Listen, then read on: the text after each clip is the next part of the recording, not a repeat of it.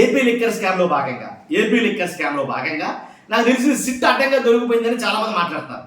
చాలా వార్తా కథనాలు వచ్చాయి. సిట్ అడ్డంగా దొరికిపోయిందా అంటే కనుక దొరికిపోయింది అని ఎక్కువగా అనిపిస్తుంది. ఎందుకంటే వాస్తవాల్లోకి వెళ్తే కనుక ఏదైతే 11 కోట్లు దొరికినాయి 12 బాక్సులు అన్నారో దాంట్లో ఆ డబ్బు ఎవరిది అని అంటే కనుక రాజకేశ్వర రెడ్డి అక్కడ పెట్టించాడు కాబట్టి అది జగన్మోహన్ రెడ్డి గారికి సంబంధించిన డబ్బే, దాంట్లో ఎలాంటి ఒకటి లేదు, జగన్మోహన్ రెడ్డి గారు అరెస్టులు జరిగిపోతాయి అని అన్నారు కదా.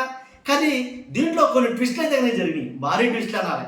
వాస్తవంగా ఏంటంటే కనుక ఫస్ట్ లైక్ చేస్తే నాకు మోటివేషన్ ఉంటుంది, ఎక్కువ మందికి ఇన్ఫర్మేషన్ షేర్ అవుతుంది. ఎందుకంటే లైక్ చేయడం మీ బాధ్యత అని చెప్తాను. వాస్తవాల్లోకి వెళ్ళాలంటే కనుక ఫస్ట్ కామెంట్ చేయండి, మీ అభిప్రాయం ఏంటో తెలియజేయండి. అది కొత్తగా మన ఛానల్స్లో పక్కాగా సబ్స్క్రైబ్ చేయండి. ఇప్పుడు వాస్తవాలు ఏంటంటే కనుక ఏదైతే 11 కోట్లు డబ్బు దొరికిందన్నారో ఆ 11 కోట్ల గురించి చాలా చాలా రకాల వర్గాలకు సంబంధించిన మీడియాలు ఏం మాట్లాడినాయంటే 11 సీట్లు 11 కోట్లు, ఇది దేవుడికి script, next Jaganmohan Reddy arrest, ఇదే కదా మాట్లాడింది. ఇప్పుడు ఆ 11 కోట్ల మీద భారీ ట్విస్ట్ అని ఇచ్చాడు రాజకేశ్వర రెడ్డి. మనం వాళ్ళ ట్విస్ట్ కాదు, ఎలా అంటే నాదంటున్న డబ్బు అసలు నాదే కాదు, నాది అని అంటే కనుక దాని మీద ఆధారాలు ఏంటి. ఒకటి, కోర్టు వారికి తెలియజేసింది ఏంటంటే, జడ్జి గారు అడిగింది ఏంటంటే ముఖ్యంగా నాది అని దొరికిన 11 కోట్ల నెంబర్లు సీట్ చేయమనండి, ఆ నెంబర్ని సీరియల్ నెంబర్ని నోట్ చేయమనండి. కాబట్టి ఆ నోట్ చేసిన సీరియల్ నెంబర్లతోటి అవి ఏ సంవత్సరంలో ముద్రింపబడ్డాయి అనేది చెక్ చేయమనండి. ఎందుకంటే నేను ఎప్పుడో ఇచ్చిన డబ్బు అన్నారు కదా, అప్పుడు ముద్రించారా లేకపోతే రీసెంట్గా వచ్చిన డబ్బు అది అని అనేసరికి ఇలా కొన్ని లా పాయింట్లు లాంటి వాస్తవం ఎలా అంటే అసలు సిట్ అధికారులు ఒక దిక్కుని కొన్ని వ్యాఖ్యలు చేయడం జరిగింది. కాబట్టి దాని మీద నేను విచారణ జరిగినప్పుడు కోర్టు వారి ముందు కొన్ని మాటలు ఉంచారు. కాబట్టి ఆ డబ్బుని ఎక్కడుంది ఏంటని అడిగితే డిపాజిట్ చేస్తాం అని అయితే చెప్పడం జరిగింది వాళ్ళు సిట్ అధికారి.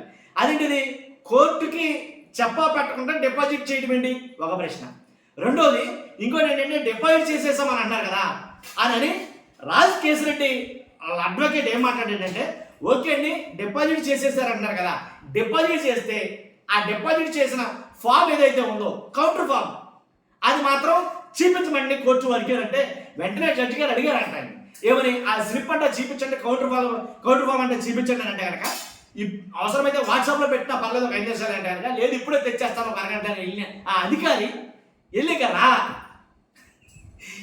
రా ఏంటో కారణం అంటే అది డబ్బు అయితే కనుక డిపాజిట్ చేసామని అన్నారు. అసలు డిపాజిట్ చేశారా లేదా, అసలు ఆ 11 కోట్లు వాస్తవంగా రాజకేశ్వర రెడ్డి అయినా కాదా. కాబట్టి ఇదంతా ఒక మసిపూసి మారేడుగా చేయాలనుకున్నారా ఏంటి అనేది చాలా మందికి చాలా అనుమానాలు వస్తాయి. ఎన్ని చూస్తామంటే ఎందుకంటే మద్యం అక్రమ కేసులో సిట్ అడ్డంగా దొరికిపోయిందని ప్రధాన నిందితుడు రాజకేశ్వర రెడ్డికి చెందిన డబ్బు అంటూ సిట్ అధికారులు రంగారెడ్డి జిల్లాలోని ఫామ్ హౌస్లో జప్తు చేసిన 11 కోట్లపై సర్వత్రా అనుమానాలు వ్యక్తమవుతున్నాయి. అర్థమైంది కదా. ఏంటంటే ఏసీబీ కోర్టు శనివారం కీలక ఆదేశాలు జారీ చేసింది. బ్యాంకులు డిపాజిట్ చేసే ముందు ఆ 11 కోట్లు పూర్తి స్థాయిలో పంచనామా నిర్వహించాలని సిట్ దర్యాప్తు అధికారిని ఏసీబీ కోర్టు ఆదేశించింది. ఇది తెలుసు కదా. పంచనామా నిర్వహించిన తర్వాతే ఆ సీరియల్ నెంబర్లన్నీ నోట్ చేసిన తర్వాత వీడియో తీసిన తర్వాత అప్పుడు మీరు డిపాజిట్ చేయండి అనేది కనుక చెప్పడం జరిగింది.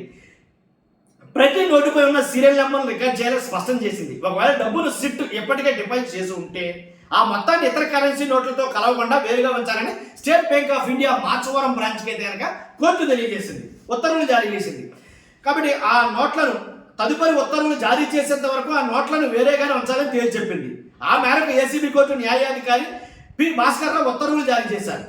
వాస్తవానికి 11 కోట్ల జప్తు వ్యవహారంలో సిట్ అడ్డంగా దొరికిపోయింది అని అంటారు. ఎలా అంటే ఆ డబ్బు కేసురెడ్డిదేనని సిట్ చెప్పగా ఆ డబ్బుతో తనకు ఎలాంటి సంబంధం లేదని కేసురెడ్డి ఏసీబీ కోర్టులో పిటిషన్ దాఖలు చేశారు.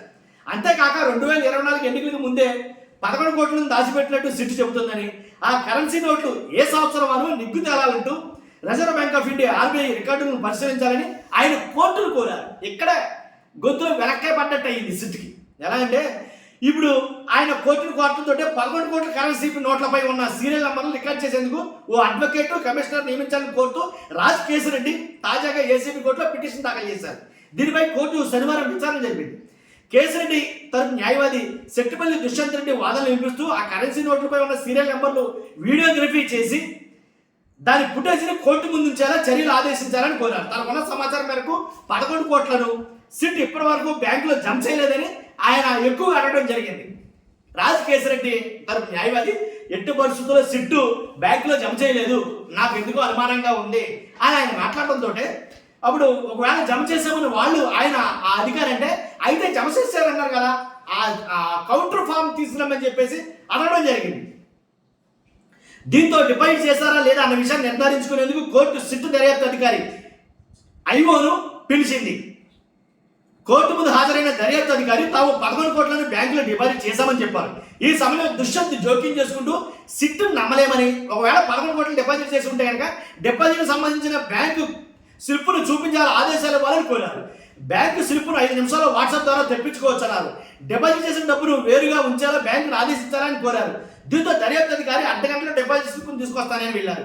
గంటలు గడిచినా కూడా అధికారి తిరిగి రాలేదు. ఆయన పత్తా లేకుండా పోవడంతో కోర్టు మొత్తం ఈ వ్యవహారంలో ఏదో తేడా ఉందన్న ప్రాథమిక నిర్ణయానికి వచ్చింది. దర్యాప్తు అధికారి రాకపోవడంతో డిపాజిట్ చేసిన డబ్బును వేరుగా ఉంచాలని state bank of India Machavaram branch అధికారులను ఆదేశించింది. అలాగే డిపాజిట్ చేసిన నోట్లను పచ్చలమ చేయాలని దర్యాప్తు అధికారికి ఆదేశించడం జరిగింది.